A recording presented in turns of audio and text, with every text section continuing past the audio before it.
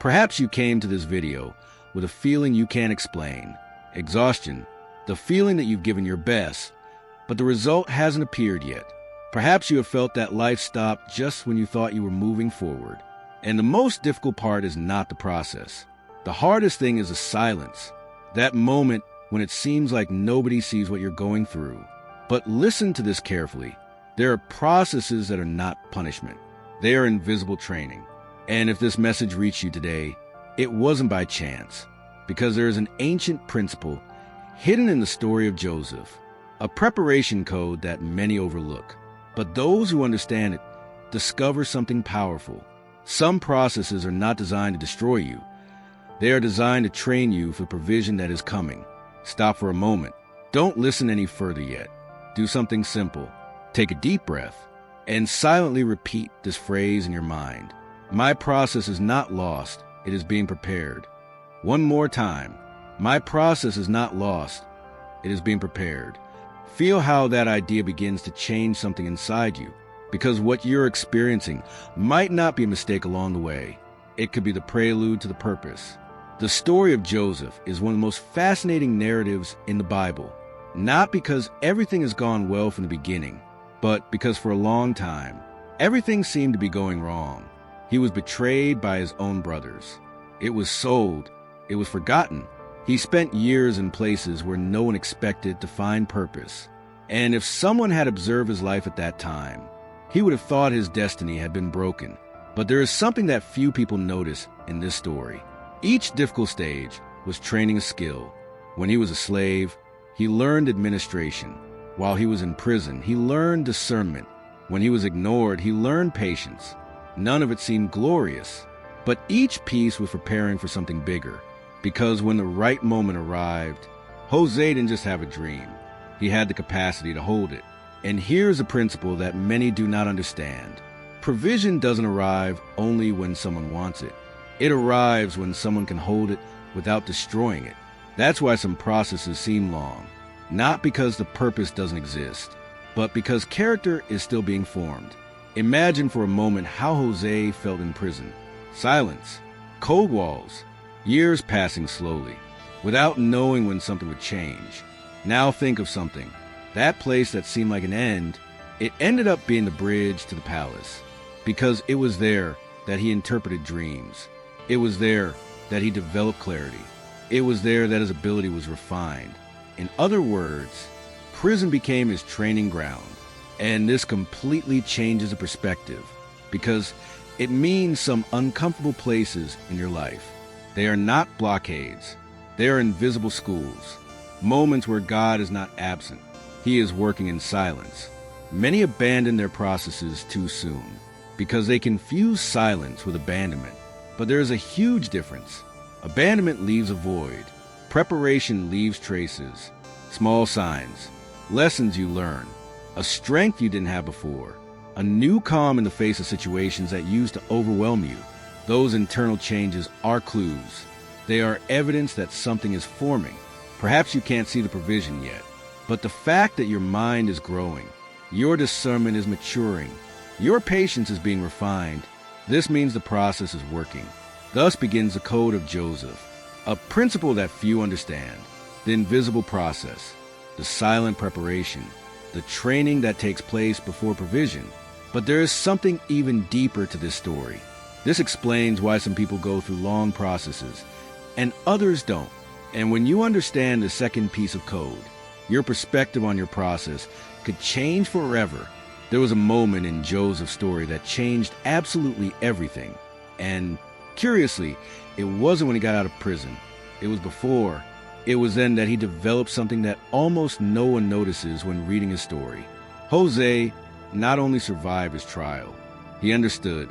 And when someone understands their process, they stop resisting it, begin to draw wisdom from it. This is where the second element of Joseph's code appears. It's not just about going through the process. It's about turning the process into a strategy, because some people go through difficult times and only come out hurt, but there are others who go through the same thing and come out prepared. The difference is not in the difficulty, it's in the interpretation. José never allowed his story to be defined by the betrayal of his brothers, not even because of abandonment, Not even after years of waiting. He chose something different. He chose to see the training within the chaos. And this is something that many discover too late. Because when a person goes through a crisis, the first natural reaction is to ask, why is this happening to me? But Joseph's code completely changes the question. The new question is, what is being prepared inside me? Stop for a moment and think about that. Because when you change the question, it completely changes the experience. The crisis ceases to be just pain. It becomes information. Imagine this. You're walking a long road. You don't know exactly where it leads. The landscape is uncertain, sometimes dark, sometimes silent. But suddenly you start to notice something. Every step makes you stronger. Each challenge develops a new skill. Every weight strengthens your patience. Then you realize something surprising. The road wasn't delaying your destination. I was building it. That's the point where the process stops feeling like a loss, and it begins to feel like strategic training. And that's exactly what happened to Jose. When Joseph was finally brought before Pharaoh, something extraordinary happened. The Pharaoh had a problem that no one could solve, a confusing dream, a message that no one could interpret. But Jose did, because the process had developed discernment in him. And not only that, Joseph did not simply interpret the dream. He proposed a strategy. This is where Joseph's code becomes powerful, because it's not just about receiving revelation. It's about developing practical wisdom. Jose explained that there would be years of abundance, followed by years of scarcity. But his message didn't end there. He presented a preparation plan, storage, administration, long-term vision, and that completely changed his destiny. At that moment, the Pharaoh said something that transformed history. Will we ever find someone like this man in whom the Spirit of God dwells? And suddenly, the prisoner became governor. But notice something important. That rise wasn't magic.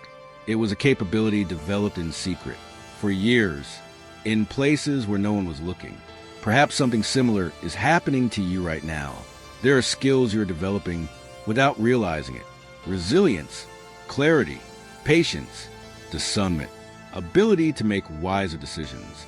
And even if you don't currently see the scenario where those skills will be needed, that doesn't mean it doesn't exist. Because in the story of Joseph, the stage appeared when the preparations were complete, not before. And this is something that brings peace, because it means your process doesn't need to be rushed. Real growth happens quietly. It is formed and invisible. It grows stronger when no one applauds. Stop for a moment. Think about the version of yourself that existed a few years ago. The things that used to break you down. The doubts that used to paralyze you. Now look at who you are today. There is a new fortress. A maturity that wasn't there before. Perhaps those around you haven't fully noticed it. But you do know something inside you changed. And that's exactly what happens when the process is working. If this message reached you at the right time, I want to invite you to do something simple but powerful. Write the following sentence in the comments. My process is preparing for something bigger. Don't treat it like a simple phrase. Do it as an act of conscience, as a way of acknowledging that your story did not end in hardship. Rather, it is being refined within it. Every time you write a conscious statement, your mind begins to reorganize the way it interprets your reality.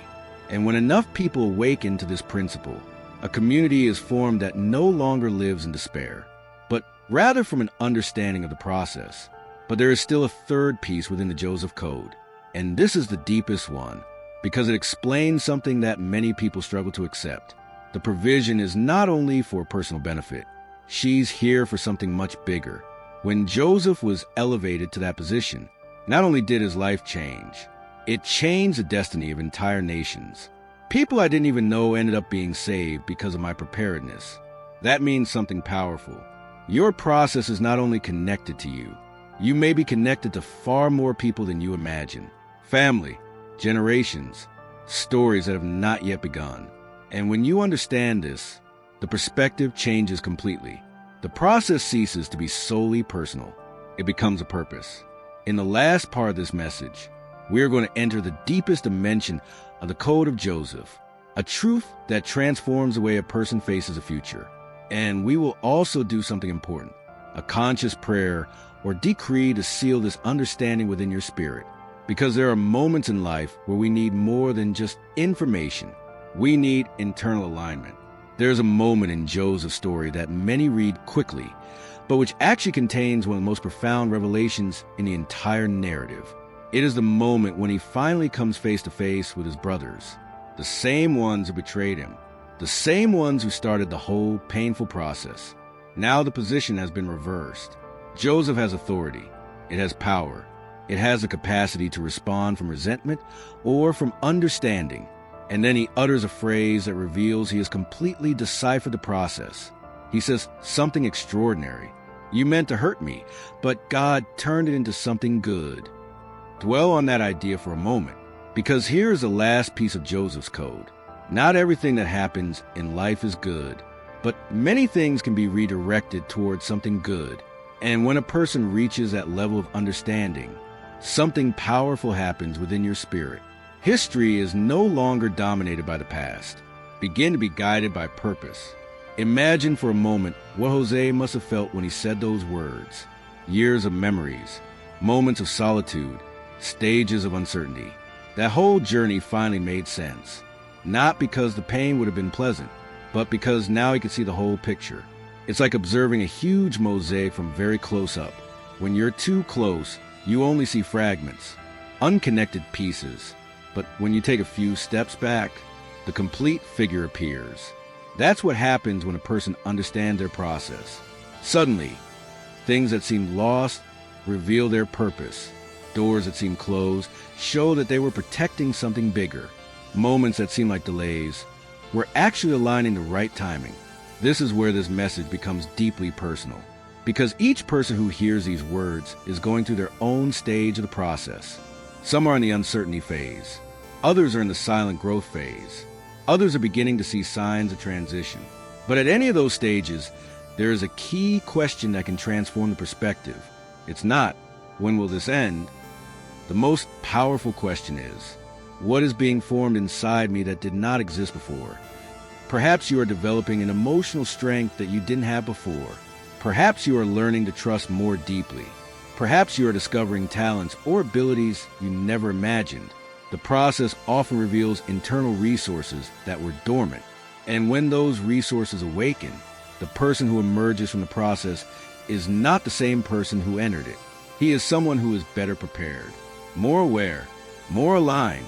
There's something else we need to understand about provision. True provision does not always begin with material things. It often begins with inner transformation, because when one's character changes, decisions change. When decisions change, the paths change.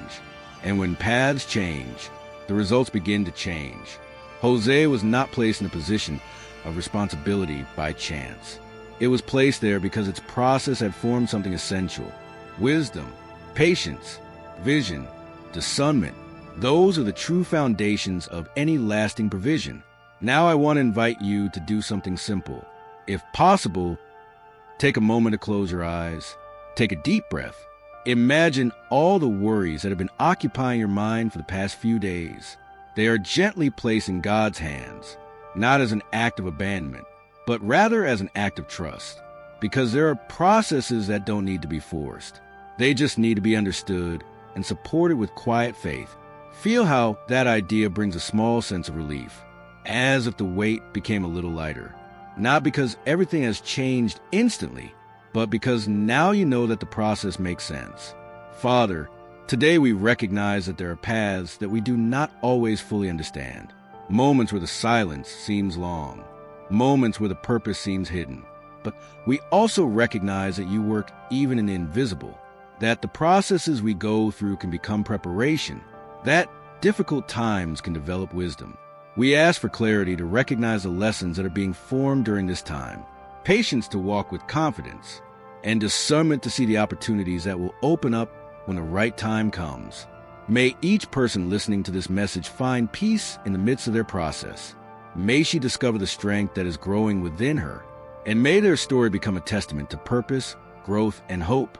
Amen. If anything in this message resonated deeply with you, it may not have been just information. Perhaps it was confirmation. confirmation that your process has not been in vain, confirmation that quiet seasons also have meaning, confirmation that what today seems like a pause may be the preparation for something bigger. Because that was exactly the pattern in Joseph's story. Silence, process, training, and then purpose. If this message spoke directly to your situation, let me know by writing in the comments, "My process is a purpose."